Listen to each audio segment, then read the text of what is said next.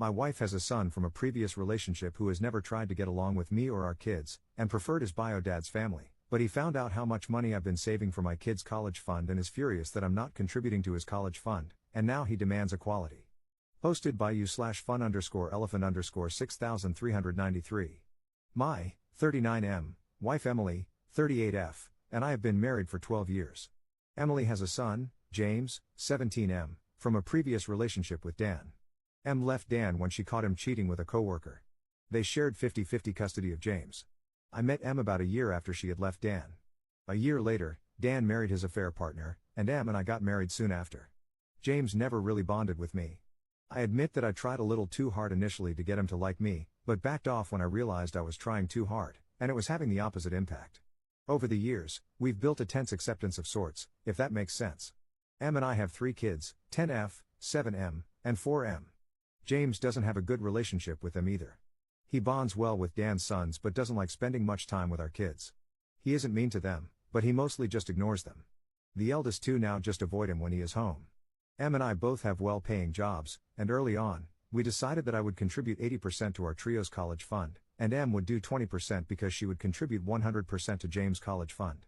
We didn't know if Dan was making any such arrangements on his end, but we thought that at least this way James would have something instead of nothing. Em recently sat him down to talk to him about his college fund. He seemed happy with the financial help he was going to get. He went off to Dan's for the weekend, and when he came back, he asked Em about our kids' college funds. When he learned that the amount was fairly higher than his, he was upset. When he asked about the disparity, Em told him about our college fund setup. He was furious to know that I hadn't contributed to his college fund. He said that I was just pretending to play family with him all these years, that I really didn't care about him, and that I was a heartless jerk. Em suggested that we could take some money out of our youngest's fund and give it to James, and that she would add it back over time. But she said that it's my call. That she won't pressure me either way and would accept whatever I decided. Quite frankly, I don't want to do it. James idolizes his crappy father, even now that he knows he cheated on his mother. I could deal with his crappy behavior toward me, but I never understood his attitude toward our kids.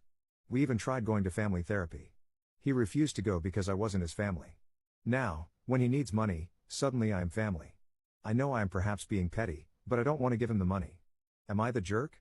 /relevant comments. Commenter. When he learned that the amount was fairly higher than his. Why would this even be something you shared with a child? Ops response. I didn't share it. My wife did. James doesn't like interacting with me. James is 17. He's not a child anymore. Commenter 2. He has 2 parents to contribute to college. They can fund him. Sounds like Dan had better step up. Ops response. I doubt that would happen. Dan has never been good at keeping a steady income flow, and his wife is a stay-at-home mom. They aren't desperately struggling to make ends meet, but I could make an educated guess and say Dan has probably not saved up for any of his kids' college funds. Commenter 3. Is the amount your wife contributes to your kids more than she contributes for her son? Ops response. No. She contributed more to James' fund. That was the agreement. Since we had assumed that Dan wouldn't have done anything, we had decided that my wife would contribute more for James, and I would do the same for our 3. Commenter 4. How old was he when he refused counseling? All of your posts so far imply this happened when he was 5 years old, hardly old enough to be able to make that decision. So are you saying you tried therapy when he was much older and not when he was younger? I'm trying to understand how you and your wife could see that he was dissociating and not go talk to a judge to get therapy mandated. My point of view is that it should not have been left up to a 5 to 10-year-old whether he went to therapy or not, and if the dad refused, that should have been addressed in court. Or are you saying therapy was only considered years later? Because why would you think I meant custody now when I thought you were trying that when he was young? I'm sorry. I'm confused. I know you feel defensive, but you're the adult. As is your wife. You both did not do everything you could have here. Again, I don't think you're the jerk about the money, but it does sound like the ball was dropped to get him into therapy and keep him there and to build a real relationship with him. Definitely not all on you, but collectively, the adults in his life failed him. I hope he recognizes all you've tried to do for him, and I hope you figure out how to let go of the resentment you're carrying. I'm sure James can and has picked up on it his whole life. Poor kid. He got screwed here. It's no picnic for you either, but you did choose to be a stepdad. Ops response. When Emily and I started getting serious, she had wanted to take James to a child therapist who could help him adjust better to the changing situation around him. Since Emily and Dan, biological dad, shared 50-50 custody, if one parent refused, then we couldn't proceed. Unsurprisingly, Dan refused, not James. James was a toddler, not old enough to give consent. When we were about to get married, we tried for therapy again. Dan, who had gotten married to his affair partner a couple of months earlier, refused again, saying James was fine with his marriage. There was no reason for him to not be fine with ours. He further insinuated that going to a therapist would make James feel like something was wrong with him when he was perfectly fine and we were overreacting. When James found out that Dan cheating on his mother was the reason why they ended things, Dan said wanting to take James to therapy was Emily's and my way of brainwashing him, instilling thoughts in his head about how evil his dad is. So yeah, he refused again. When Emily was pregnant with our daughter, therapy was requested. Therapy was denied. Reason: Dan said James was fine with his son, so therapy was not needed. We did speak to our lawyer to ask if we could still approach the court to say Dan keeps refusing therapy that is most certainly hampering our relationship. Our lawyer said technically Dan was right. James wasn't showing the same level of detachment with his family that he was with ours. It could have tilted the custody arrangement in Dan's favor.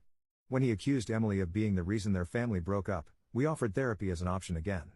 Since James was 17 by now, we asked him, hoping that if he agreed, we could circumnavigate the need for Dan's consent since James was nearly an adult. James refused, saying I wasn't his family, so family therapy wasn't necessary. I haven't resented James since the day I met him. I don't exactly resent him now either. I am just tired of the whole situation. Op adds an edit to his post.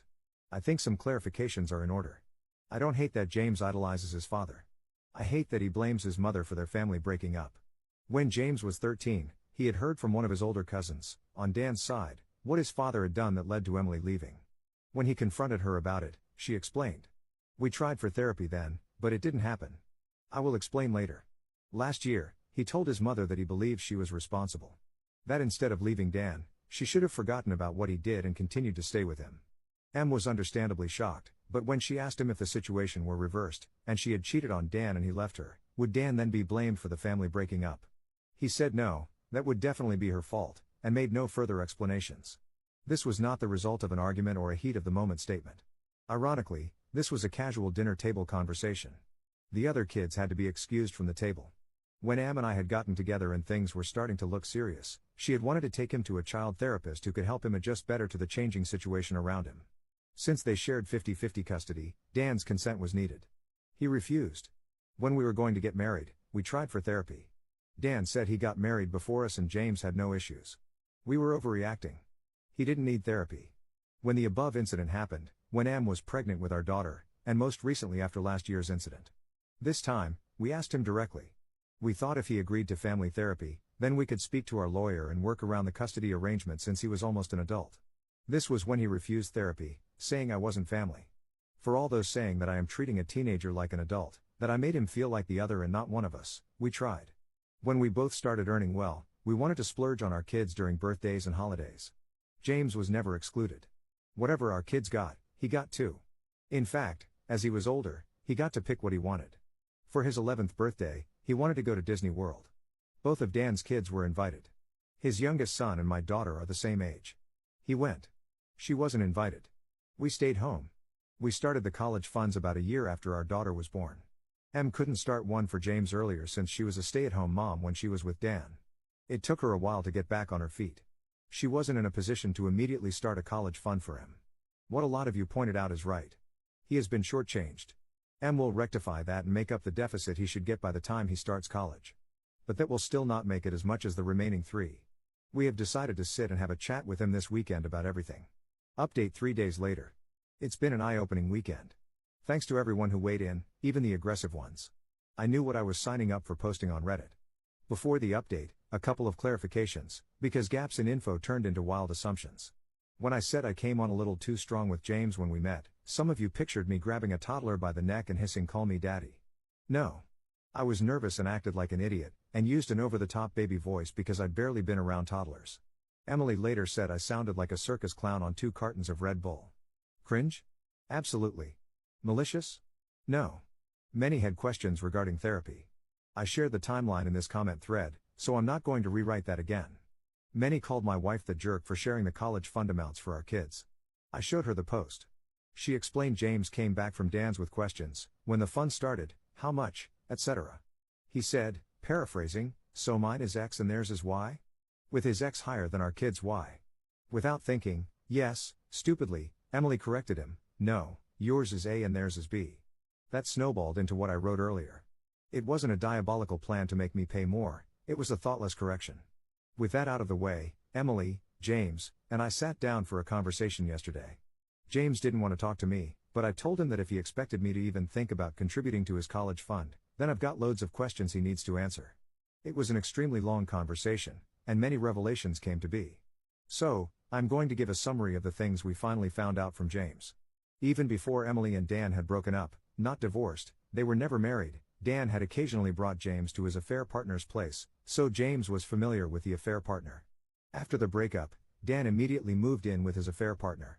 Em, who was a stay-at-home mom till then, struggled initially to get back on her feet.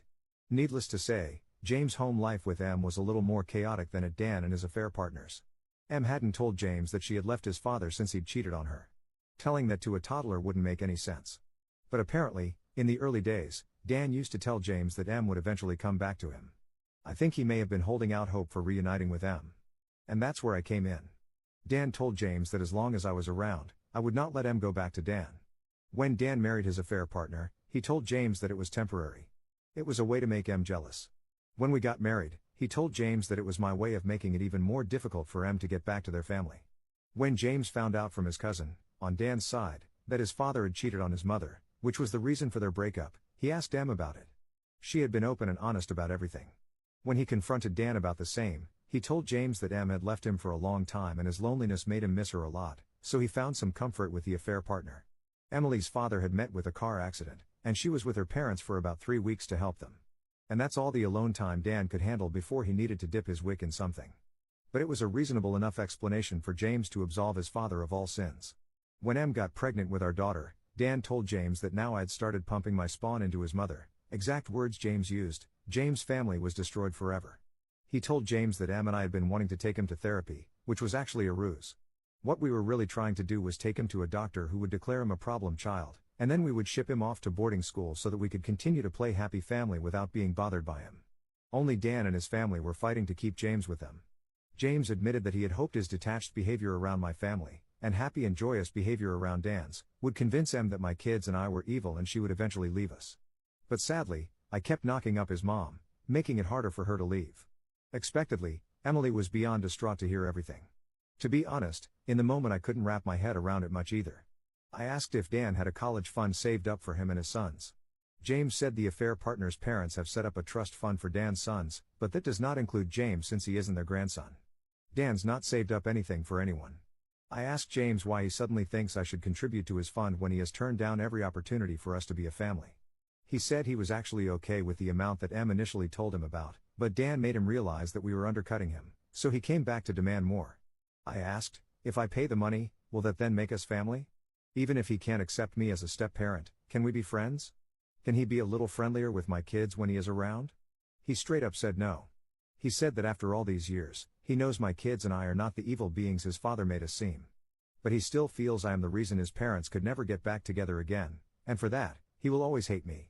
And since my kids are, well, my kids, he's never going to like them either. And since now he knows that Emily isn't going to leave her family, he said his plan was, once he was off to college, he would cut off contact with all of us. He does plan to eventually get back in touch with his mother when he feels he is ready to forgive her for breaking up his family, but he can't do that right now. Emily and I have had a long and honest discussion. I have decided that I will not be making any contributions to James' college fund. Emily will continue the contribution that she was already making and hand it over to him once he turns 18. We will no longer be pursuing family therapy with James. We will not try to change James' mind about going no contact with us after he goes off to college. We've done all that we could do. We're going to stop now. If James is happy with Dan's family, then we're happy for him. It's going to be hard for Emily, but even she has accepted that after James' recent revelations, she's having a hard time reconciling her little boy with this cynical teenager.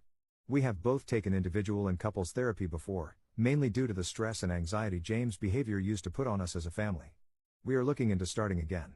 Hopefully, we'll be able to overcome this in time. Top/relevant comments. Commenter. Yikes, not the jerk. I didn't think you were even before the update, but this makes me sad. Wish you had asked him this question years ago. I'm surprised y'all didn't think of that. The one sentence where you said that James was fine with the money until he got home from his father's and started asking questions, I knew his father was whispering in his ears. Op's response. We always knew Dan was up to no good. Whenever we had tried to have conversations like this before, Either he would throw a tantrum and not communicate, or he would just sit there like a stone and not say a word. And as said before, therapy was repeatedly denied. He only entertained this conversation because of the money he is going to get from his mother and tolerated my presence because of the possibility of me contributing to his fund. Commenter 2. So Dan's kids have a fund from the affair partner's family, which freed him up to do the same as Emily and contribute 100% to a fund for James.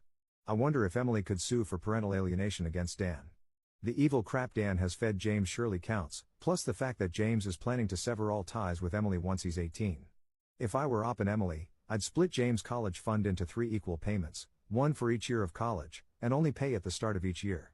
Don't give him everything all at once, as he will blow it and then come back demanding support. Op's response.